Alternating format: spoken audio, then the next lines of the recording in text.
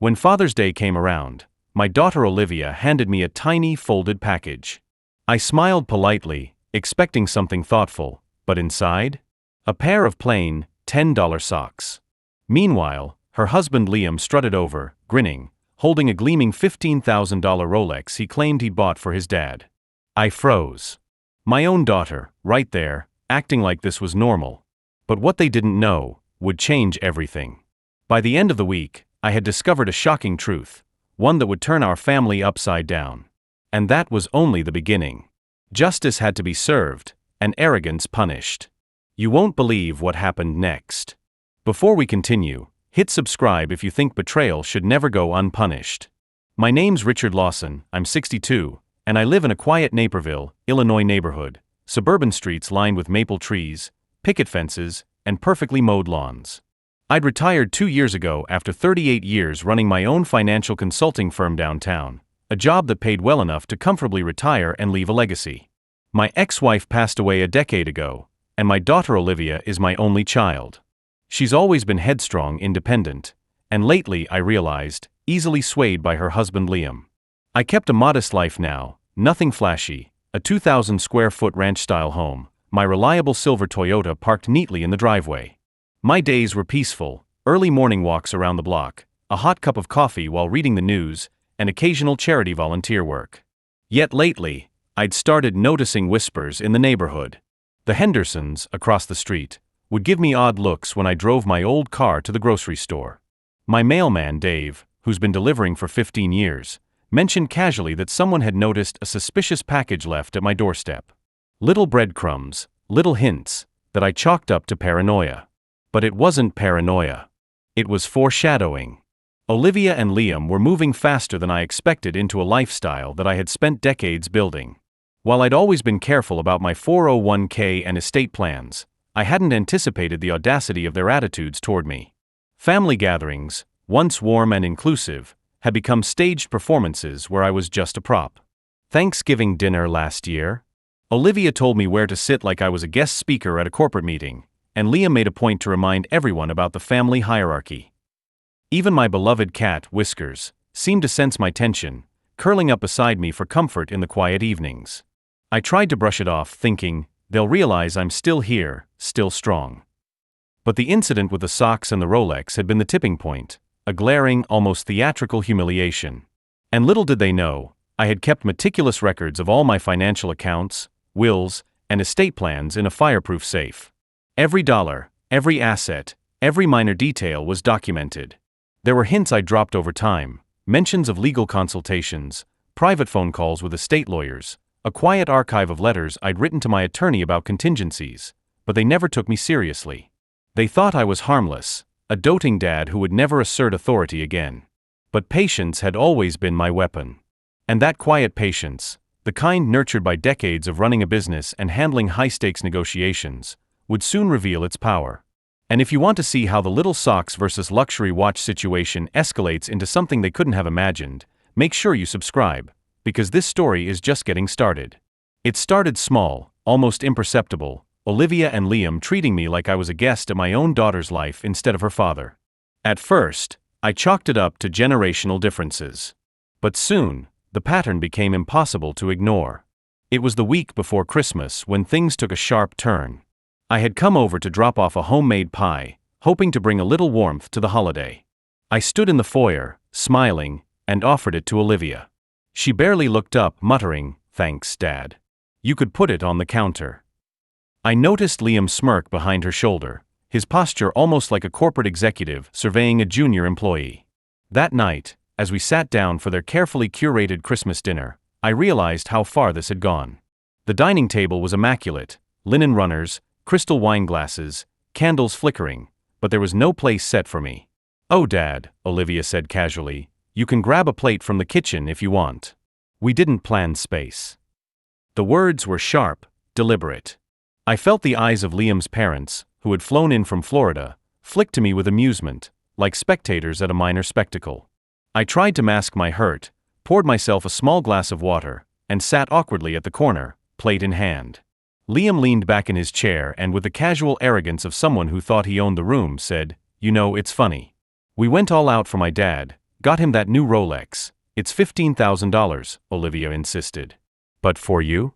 Socks. $10. Classic. There it was. The punchline. A cheap jab delivered as if I should laugh along with the joke. The humiliation stung, not because of the monetary difference. It was the principle, the audacity of them flaunting it in front of the entire extended family. I realized I had become invisible in my own daughter's life, reduced to a punchline, an afterthought. And it didn't stop at Christmas. Over the following weeks, their disregard intensified. At the New Year's Eve party, Olivia invited all her friends from her Pilates studio and yoga classes, but neglected to mention I would be attending. I overheard one of her friends whisper, "Is that her dad? He seems old-fashioned." Liam laughed quietly, and I caught the deliberate eye roll from Olivia. Even routine things were turned into small humiliations. During a mid-January HOA board meeting for the Naperville neighborhood, Olivia and Liam cornered me. "Dad, maybe you shouldn't attend the community dinner next month," Olivia said in a tone that was almost polite, but laced with command. "We'll handle things this time." She was trying to erase my presence, as though I had no right to exist in the spaces we had once shared. One Saturday, I went to drop off some documents to help them with tax filings, something I had done faithfully for years. Liam glanced at the envelope, then looked at me with a patronizing smile. "Oh, thanks, Dad. But we're using an accountant now.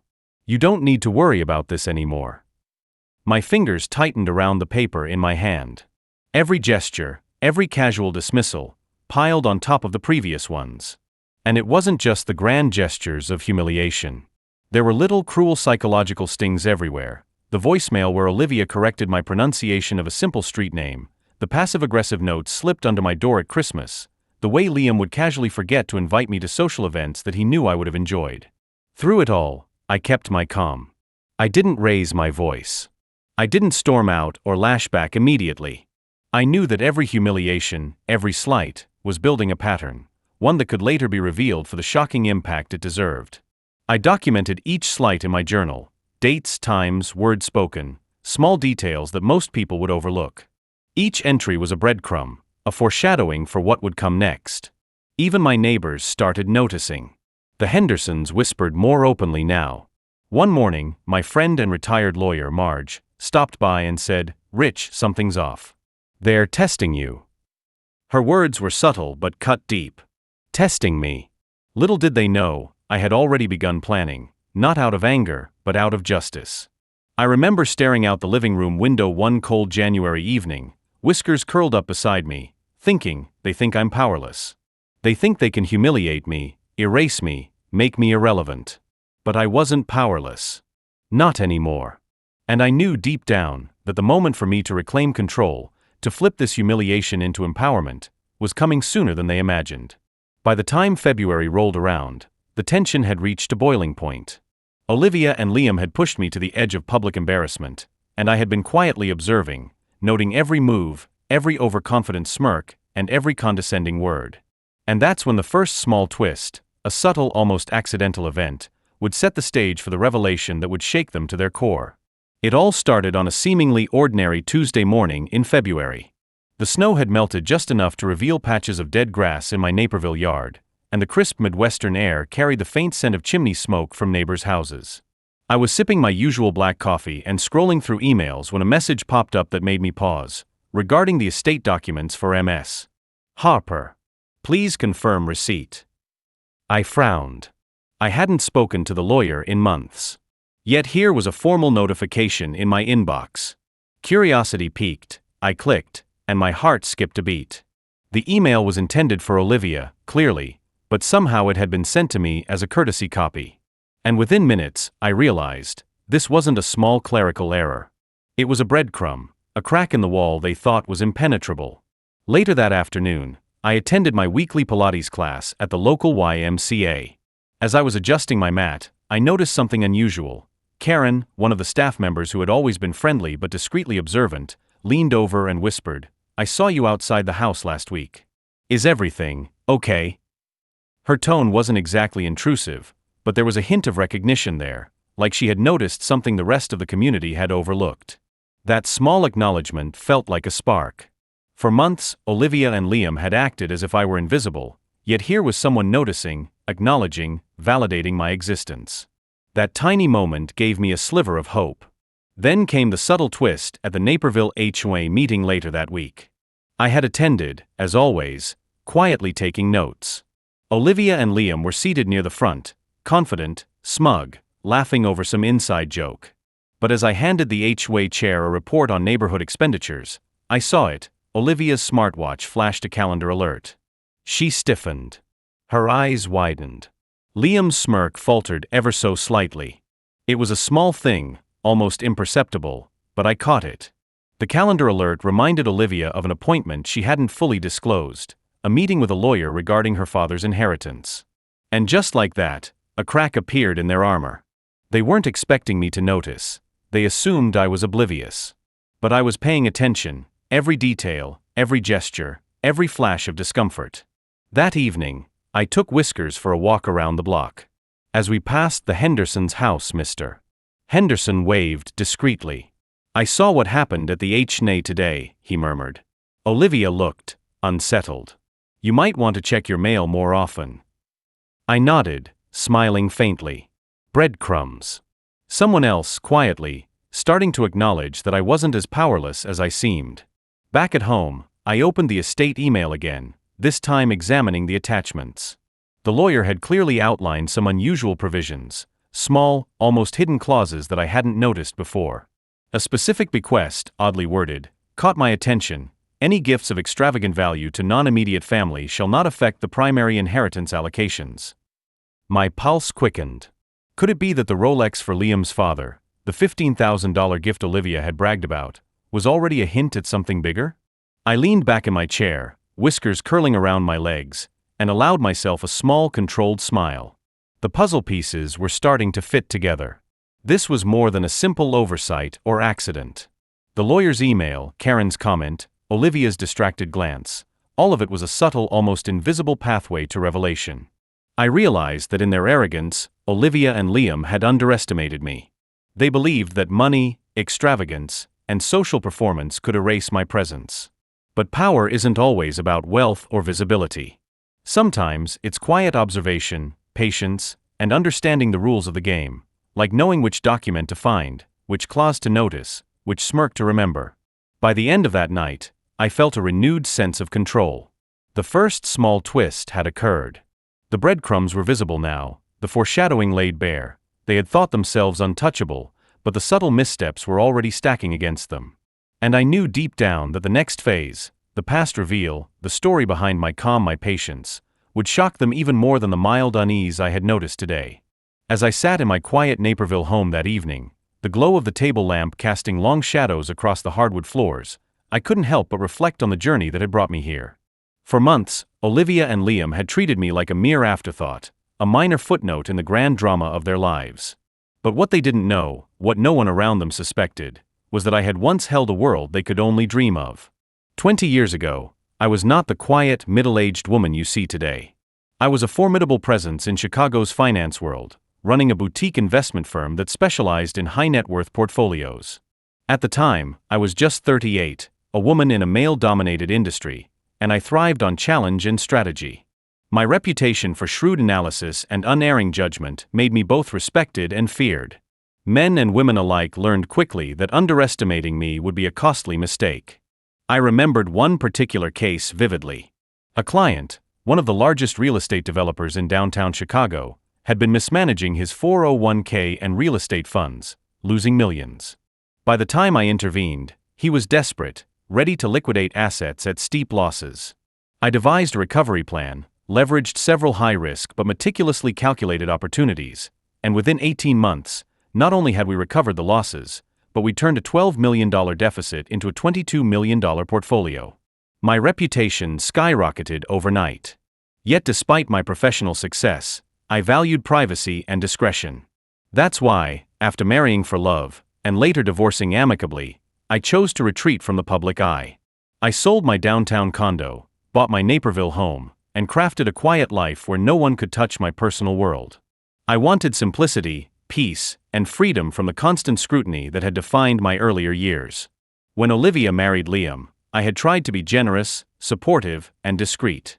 My intention had never been to flaunt wealth or intimidate, yet their perception of me was filtered entirely through arrogance and entitlement. They assumed I was insignificant, because I no longer wielded the public power I once had. They didn't realize that experience and intelligence don't vanish simply because a career has been paused. The turning point, the event that gave me a sense of quiet vindication, had come 2 years ago, when I discovered a discrepancy in Olivia and Liam's financial claims.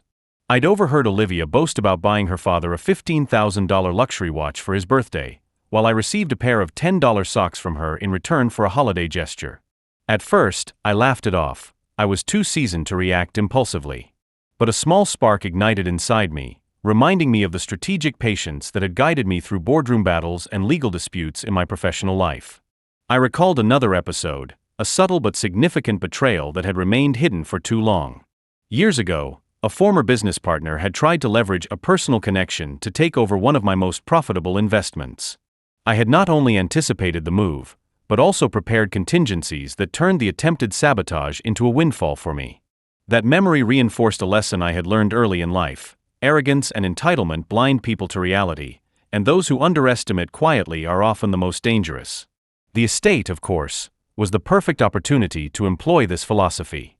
While Olivia and Liam assumed they had complete control, I had been quietly observing, analyzing, and waiting for the right moment. I had read every HOA newsletter, every financial disclosure, every small slip in their interactions. Each of their careless gestures, the brag about the watch, the dismissive comment at Thanksgiving, even the superficial concern for appearances, was a breadcrumb that would ultimately reveal the truth. I also remembered why I had tolerated their behavior so patiently. For years, I had quietly documented every slight, every humiliation, every moment they assumed I would remain passive. I had photographs, receipts, and even witness accounts from neighbors who had noticed Olivia's condescending tone. It wasn't about revenge for its own sake, it was about justice, about making sure that arrogance and entitlement did not go unchecked. That's when the legal angle crystallized in my mind. The lawyer's clauses, the estate documents, they weren't mere formality. They were my chessboard, my way of turning years of careful observation into a strategic advantage.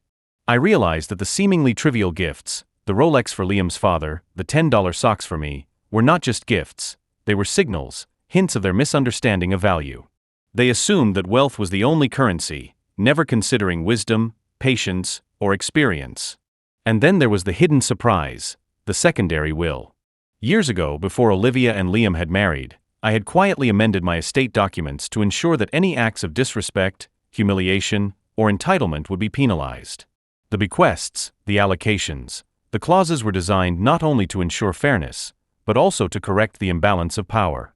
They had no idea that their impulsive generosity, or lack thereof, would trigger consequences that were both calculated and inevitable.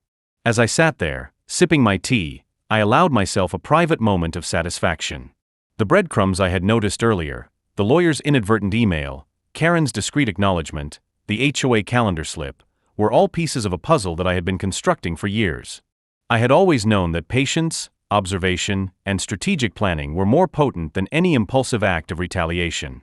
And in that moment, I felt the quiet thrill of empowerment. Olivia and Liam's arrogance, their attempts to dismiss and undermine me, were about to collide with a force they could neither anticipate nor control. The stage was set for the reversal, for a dramatic shift that would leave them shocked, humbled, and ultimately, faced with the consequences of their actions. Because now, the past was revealed. The seemingly powerless mother-in-law they had mocked was, in fact, a woman of influence, wisdom, and careful strategy. And soon, the reckoning would begin. The day had finally arrived. I remember standing outside the law office in downtown Naperville, the autumn wind cutting through my coat, rustling the leaves in crisp orange and gold piles along the sidewalks. My palms were steady, my expression calm. Olivia and Liam had been so confident, so assured that the estate, and by extension my perceived place in the family, was firmly under their control. Little did they know, every assumption they had made was about to unravel. Inside the office, the lawyer, Mr. Hastings, greeted me with a knowing smile. He had always suspected the tension between the parties, but even he didn't realize the full extent of my preparation. "Everything's ready," he said quietly, handing me the revised estate documents. I glanced at the folder, noting the careful clauses, the meticulous annotations, and the legally binding contingencies that I had inserted years ago. It was like holding a map to a long-sought victory. Soon, Olivia and Liam arrived, brimming with confidence. Liam's father, now wearing the very same $15,000 watch that Olivia had gifted him, was quietly smug, glancing at me as if I were an invisible background character in their family drama. "Mom," Olivia said with an overly saccharine smile, "aren't you excited to finally see the will?" Her tone suggested superiority, entitlement, and a little impatience, a trifecta I had anticipated perfectly. I returned her smile, calm and composed, hiding the exhilaration that churned beneath the surface. "Of course," I said, my voice steady. "I'm very curious to see how you both interpreted the clauses." The lawyer began reading aloud, starting with standard bequests and property allocations. The room was quiet, the only sound the occasional shuffle of papers and Liam's whispered comments to Olivia. Then came the sections that mattered, the contingency clauses I had secretly built in to address disrespect, entitlement, and neglect.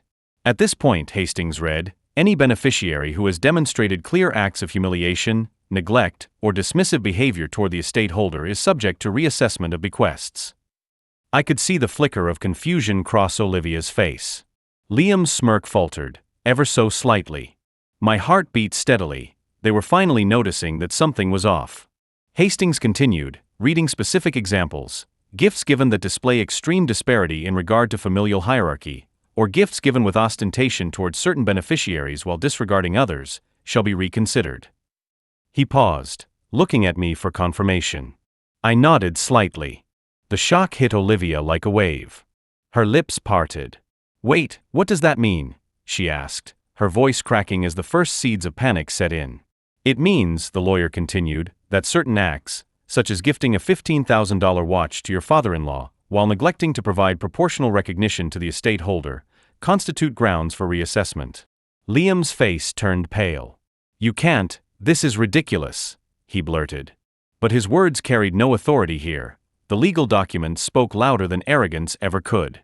I calmly explained, "You both assumed that generosity is measured only in dollars. You forgot that respect, thoughtfulness, and fairness are also currencies, ones you've spent carelessly." My tone was measured, but the weight behind it made the room tense. Then came the kicker, the twist I had been saving for the final reveal. "There's also a secondary clause," Hastings said, eyes flicking toward me. "A contingency created years ago for acts of persistent humiliation and entitlement, which you have both fulfilled." Olivia's gasp was audible. Liam stammered.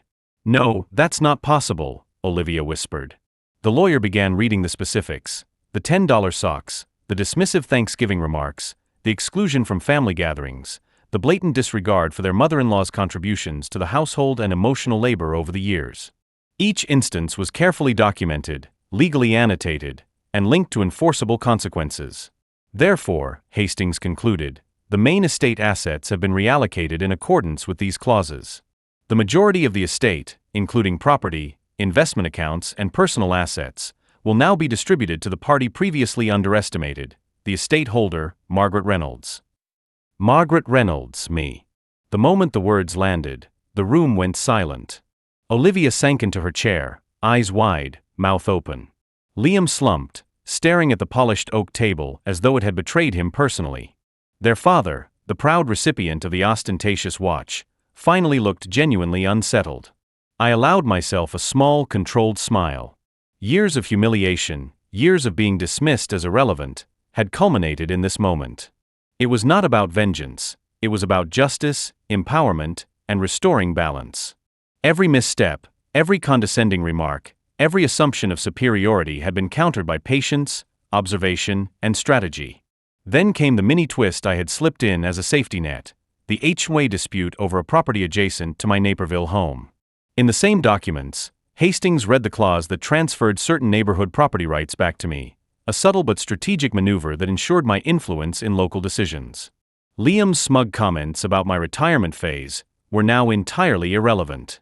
As Olivia and Liam attempted to protest, I simply held up my hand.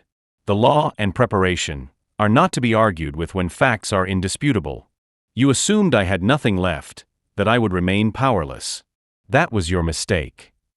Their incredulity only fueled my sense of empowerment. Years of patience, watching, and strategically documenting every slight had paid off. I had turned humiliation into leverage, disrespect into opportunity, and arrogance into defeat. The lawyer closed the folder with a decisive snap. "This concludes the reading," he said. Olivia's voice trembled. "So, we get nothing?" "Nothing that wasn't earned," I said softly, but firmly. "Respect and fairness are earned, not demanded." The emotional punch of the reversal reverberated through the room. Olivia and Liam, who had once treated me like a background character, were now powerless. I had shifted the balance entirely, proving that underestimated people, when patient and strategic, can wield unimaginable influence. And in that moment, I felt a sense of liberation and empowerment that went beyond financial victory. I had reclaimed not only assets and authority but also my dignity, my voice, and my rightful place in the family narrative. The reversal was complete. The underestimated had risen, and the arrogant had fallen, with the law, and years of careful strategy, on my side. The air in the law office was thick with tension as Olivia and Liam sat frozen, still trying to comprehend the reversal that had just taken place. The shock in their eyes wasn't just about money, it was about the revelation that their arrogance, their entitlement, had consequences. For years, they had assumed that I, Margaret Reynolds, was powerless. But in that moment, I held every card. I leaned back in my chair, taking a slow breath, letting the weight of the moment settle in. "You see," I began, my voice calm but carrying the authority that comes from finally being seen, "respect isn't given freely. It's earned.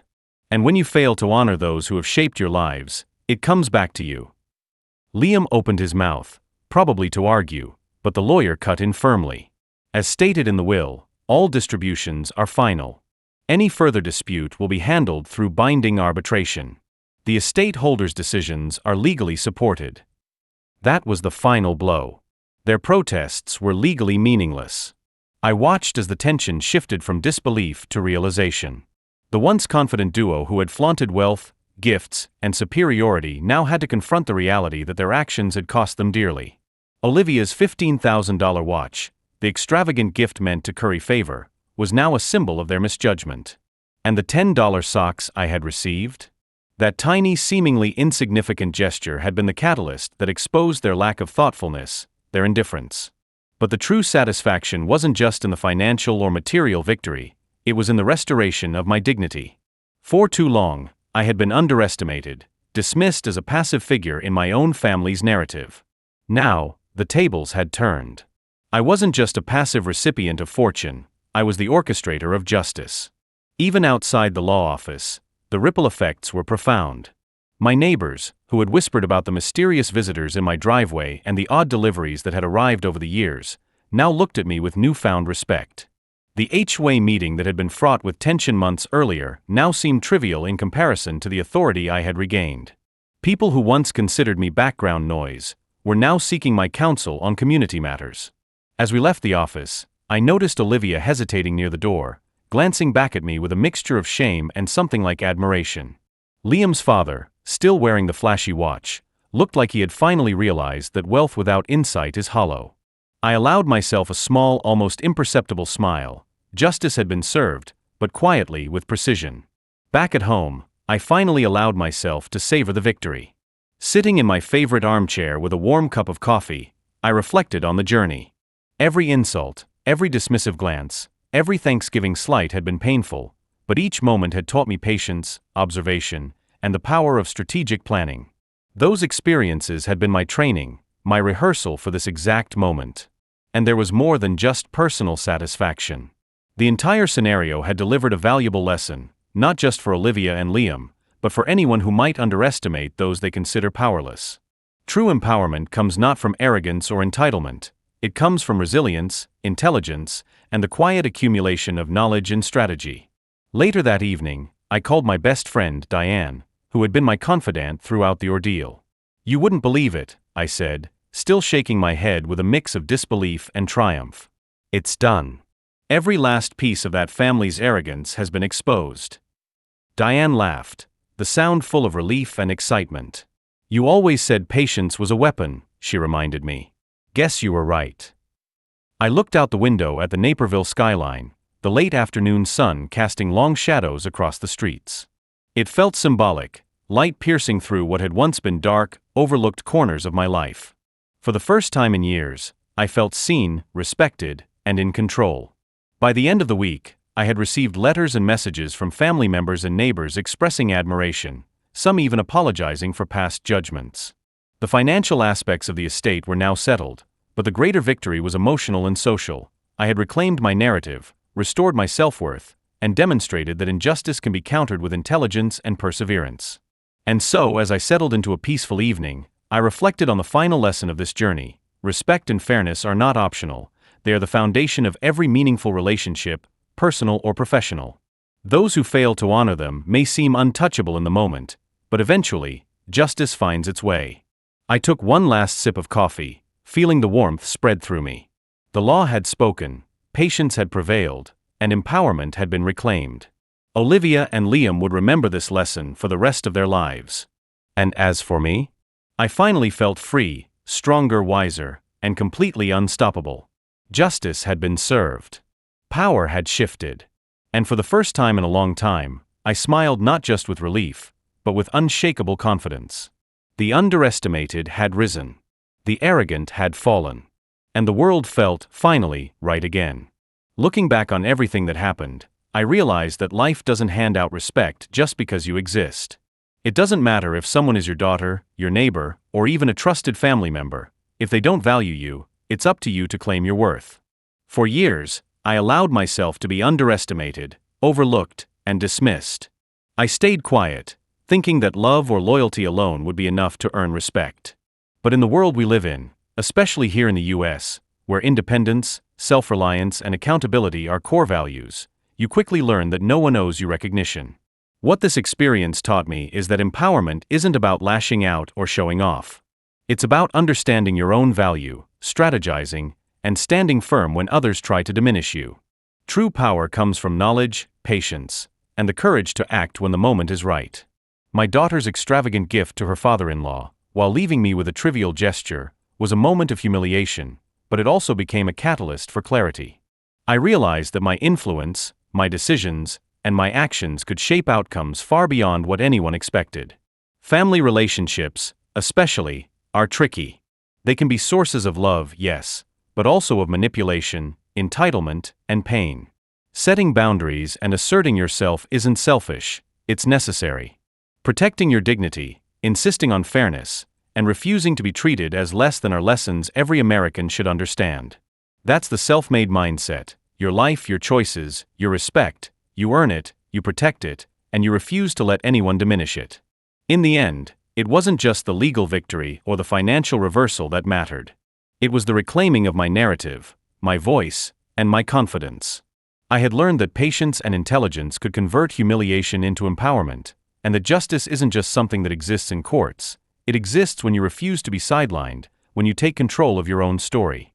So, to anyone watching, don't wait for others to validate your worth. Stand firm. Know your value. Protect your dignity. And never forget that even small actions, a $10 gift, a thoughtful gesture, can reveal truths far larger than appearances suggest. As I like to say, and as this journey reminded me, they underestimated the quiet one, and that's how I became unstoppable. If you've ever been overlooked or underestimated, remember, your power is in your patience, your intelligence, and your ability to act when the time is right. You won't just survive injustice, you'll rise above it. Subscribe now for more shocking true stories where the underestimated fight back, justice prevails, and empowerment reigns. You won't want to miss what happens next.